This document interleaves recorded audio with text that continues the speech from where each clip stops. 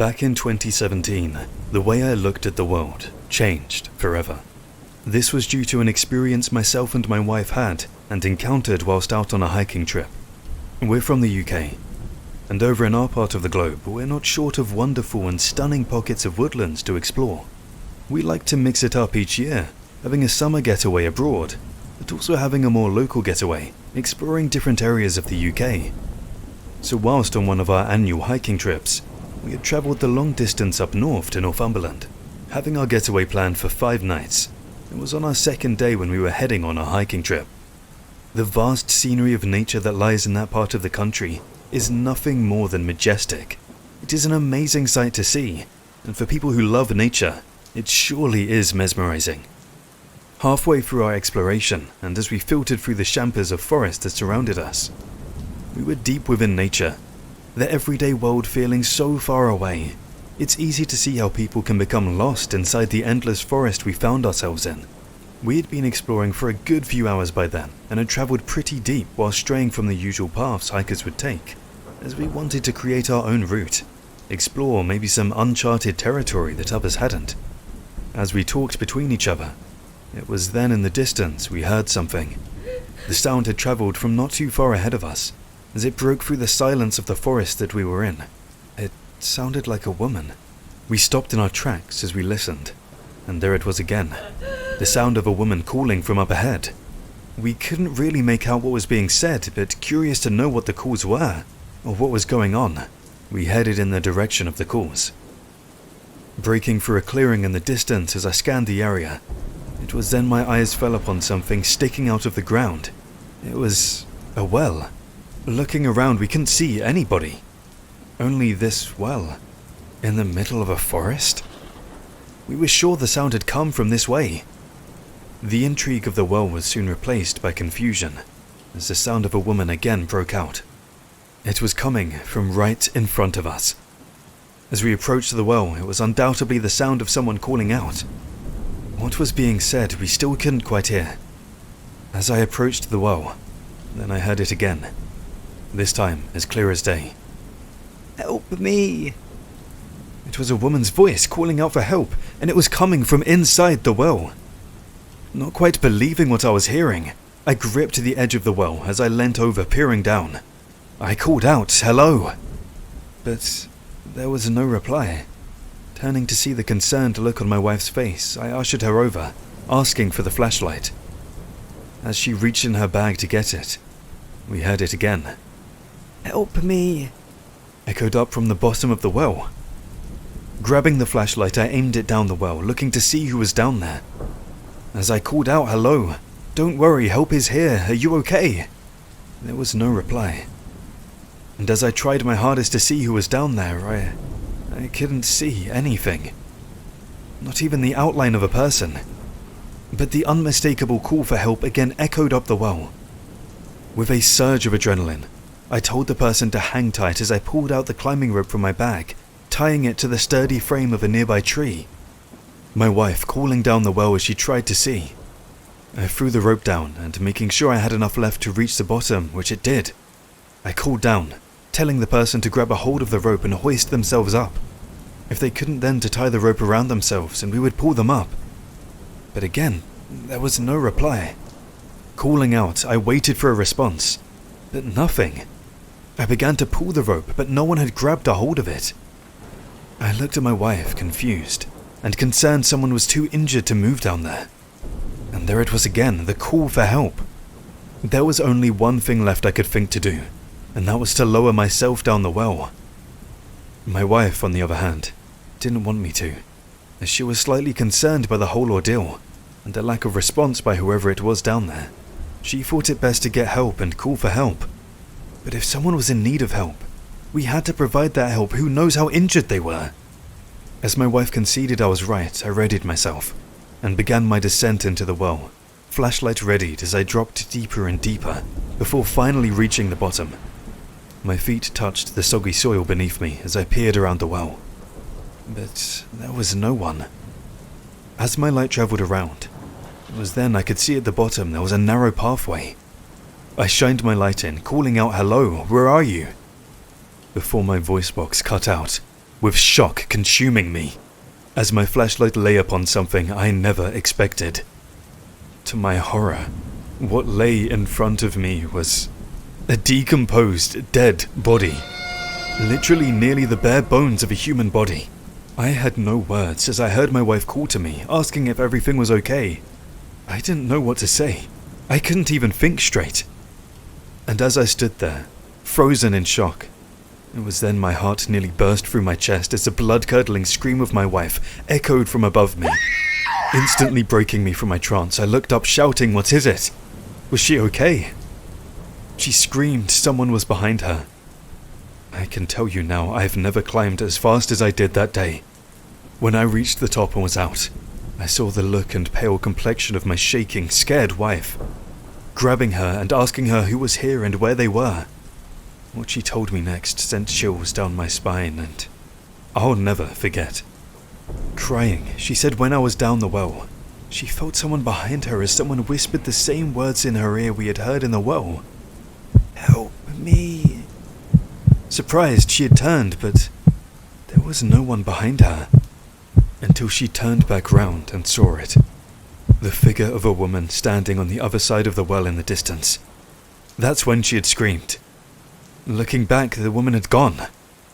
After hearing what she told me, I couldn't understand or make sense of it. Not telling her at that moment what I had discovered, I told her we needed to leave. Once we were away from the well and out of that area, I told her what I had found. The horror in her eyes said it all.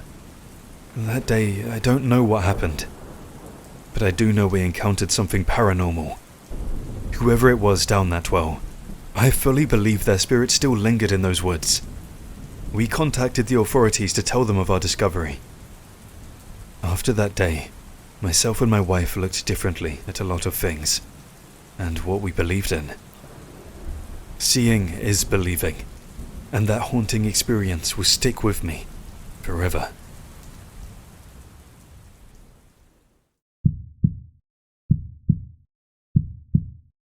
Growing up in a countryside town surrounded by dense forest and vast pockets of greenery, you grow up with camping almost as a second nature. Since my childhood, it has always been a passion of mine and always will be. But as much as I'm still one for a camping trip, one such experience will always stick with me. For the wrong reasons. For some backstory, I'm 33 now, and this event happened to me and a friend back in our mid-20s. We would always take multiple camping trips together throughout the year and explore new places. Both growing up in the same town, we shared pretty similar interests and enjoyed getting away together. So, on our second outing of the year, it was on this trip when the unthinkable happened. I won't bore you with the ins and outs of our journey. I'll get straight to the point. When we arrived at our destination, it was amazing to see the vast chambers of forest that we found ourselves in. This world really does have some beautiful, picturesque scenery. One of the best parts of exploring nature is to witness those views firsthand. We had set out on our journey early that day, and we were keen to find ourselves a good spot deep enough inside where we could set up shop for the night.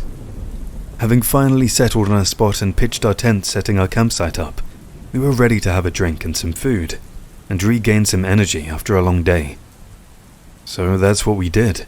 We tucked into some food and enjoyed ourselves, a few drinks soaking in the moment as we always did, enjoying our, as always, wide conversations. But as our conversations grew, nightfall fully enveloping us, it was in that moment our conversation was cut short. Our tranquil bubble from the world abruptly broken by the unnerving high-pitched scream that filtered through our campsite. We both sat forward, looking at each other. It sounded like a woman screaming, and not just a normal scream, but a scream of distress.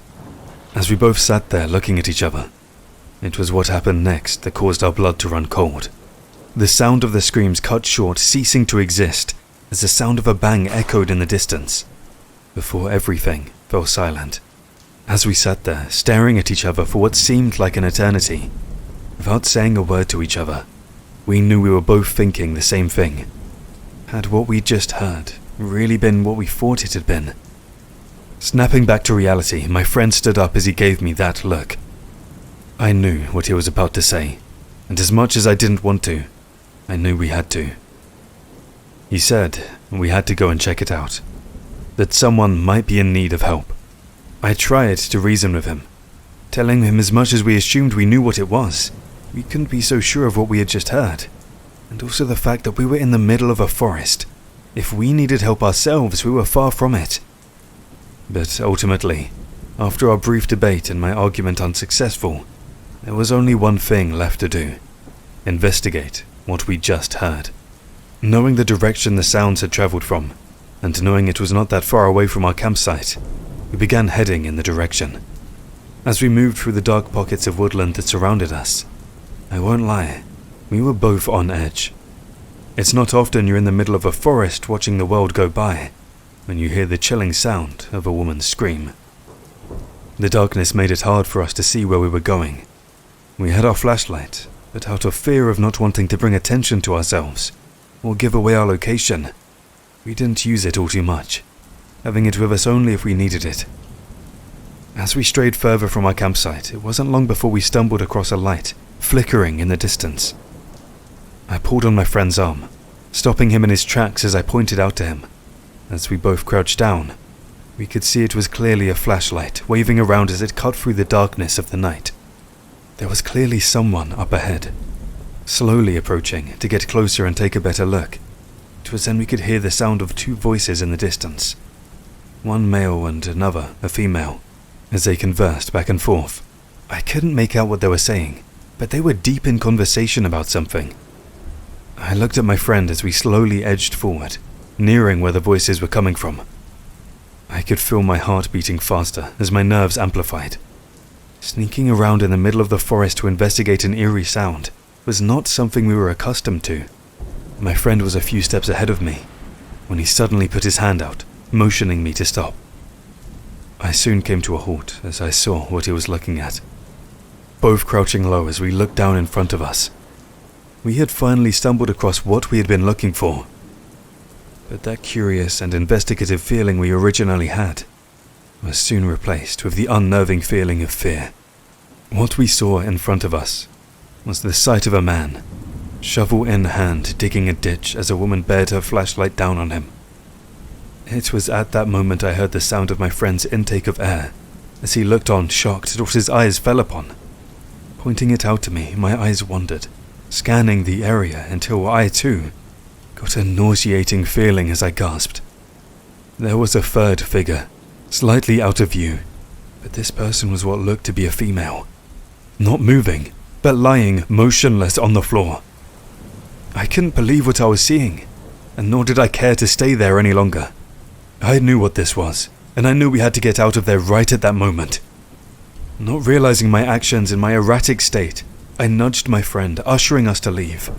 But wanting to move fast, I had overestimated the power of my nudge, causing my friend to lose his grip on his flashlight as it fell to the floor in front of us. With a not-so-subtle thud, he scrambled to pick it up quickly, both of us looking forward to see if we had been heard. But as we looked, our fears were realized. As both sets of eyes looked over at us, the woman beaming her flashlight in our direction, we had been made. I felt like my heart stopped. I froze. Everything felt like it was moving in slow motion. Their voices heightened as they angrily glared at us. Then to our horror, the man had replaced the shovel in his hand to the chilling sight of a rifle as he aimed it in our direction.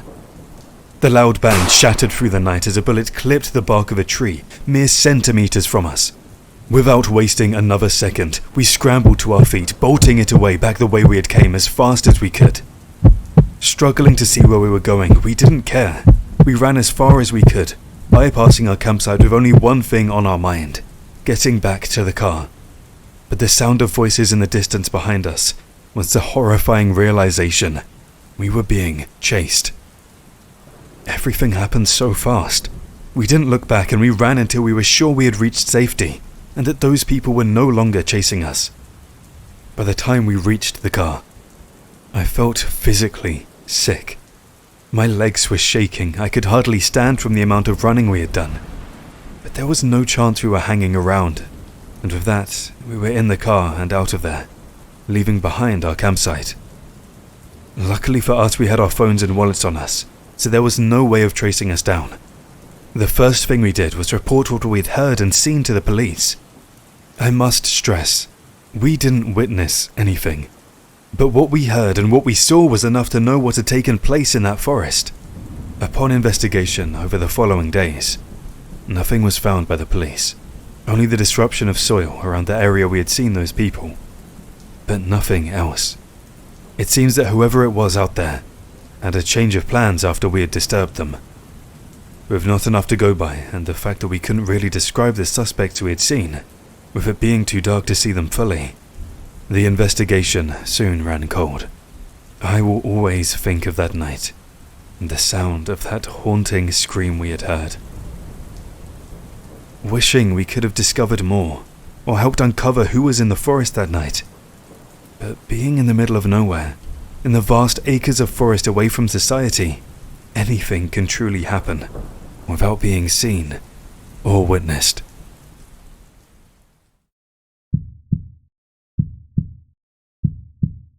My love for hiking and camping will never go away, but on a recent camping trip I had taken, it turned into something of a nightmare, and I truly got more than I bargained for, making me realize there is some messed up things that can happen out there in the world, and some haunting mysteries that can lie within the sanctuary of our forests around the world. I decided to go on a camping trip alone. I've done this most of my life, hiking, exploring new places and just enjoying nature. It's my way of switching off and taking the time to relax with my own thoughts. There's something special about being one with nature. In my country, we're lucky. We're not short of forests to explore, and on this trip I decided to go back to a forest I'd been to many times before. With it being so vast, no two trips were ever the same. Having set out on my journey, I arrived within a few hours, excited to start my adventure. The drive was not overly far, just a few hours out of state. The weather was complementing to my trip, and it worked out well with it being sunny but mild, not too hot and overbearing for a hike, which was great. Late spring to early summer was always a good time to go camping before the heat waves kicked in. Halfway into my journey, I'd been scaling the routes I was pretty familiar with, and being deep into the depths of the forest, at that point I decided to set up camp where I was. Initially surveying the area before pitching my tent, and making the secluded clearing my campsite for the night. Having finished setting up, I decided to go and explore the area, and do a bit of hiking with the intention of gathering some wood for the fire on my way back to site. Hoisting my rucksack up onto my back, I headed out for a brief exploration. As I wandered through the chambers of the forest, I made mental notes of the direction and area I was in, so I knew my way back to campsite. As I explored my surroundings, I stumbled upon a stream where I took a moment to just take it all in, and switch my mind off, as I just basked in its beauty. Having sat for a while, I had checked my watch, noticing that time was escaping me, and it was about time I should head back. So as I headed back, I looked out for good pieces of firewood. As I gathered some wood, I reached a point where there was a steep ditch, leaning to the side as I was picking up a sturdy piece of wood, and it was then something caught my eye down in the ditch. Looking down in front of me, I could see what looked to be some sort of black cloth slightly sticking out of the unearthed soil. Making my way down the slope to inspect, it looked as if an animal had tried to dig up the soil, with what looked to be scratch marks in the earth. As I closed in, I could see that it was indeed some fraying material that was sticking out of the ground.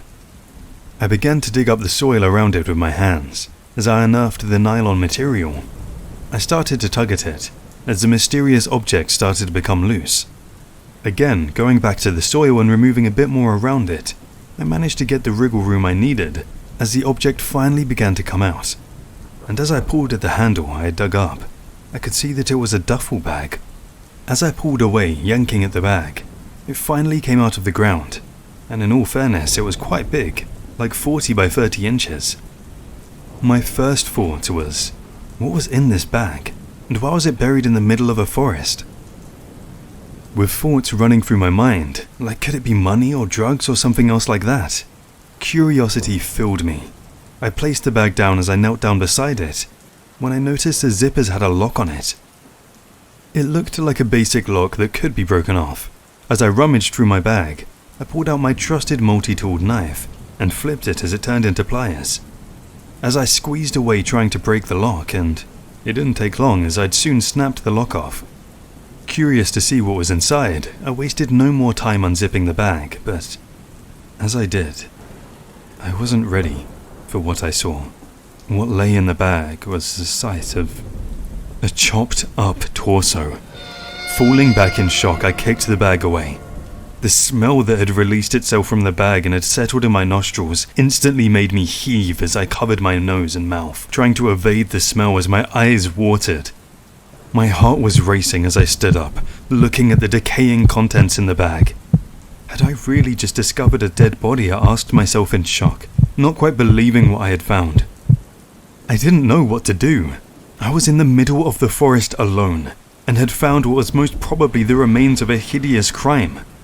I couldn't just close my eyes on what I found, but I couldn't carry what I'd found out of the forest either. The only thing I could think to do was contact the police and tell them what I'd discovered. So that's what I did.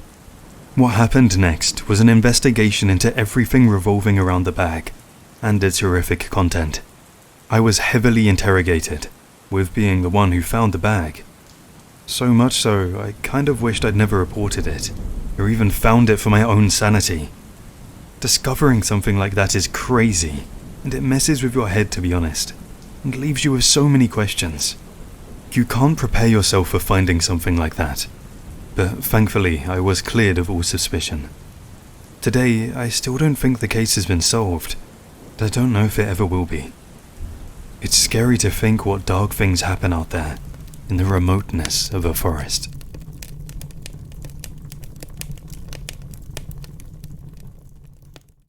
Hey guys, thanks for joining us in this one. We hope you enjoyed this video. And as you can see, even in the middle of nowhere, you can find yourself in a terrifying situation. Have any of you found yourself in a chilling encounter when exploring? Let us know in the comments. Just a quick one guys, we see a lot of you joining us are not subscribed. If you're enjoying the content, come join us over in our dark corner of the world and hit that subscribe button. We really appreciate it and enjoy growing the Horror Motives community. Thanks again, and until the next video, remember, fear lies within.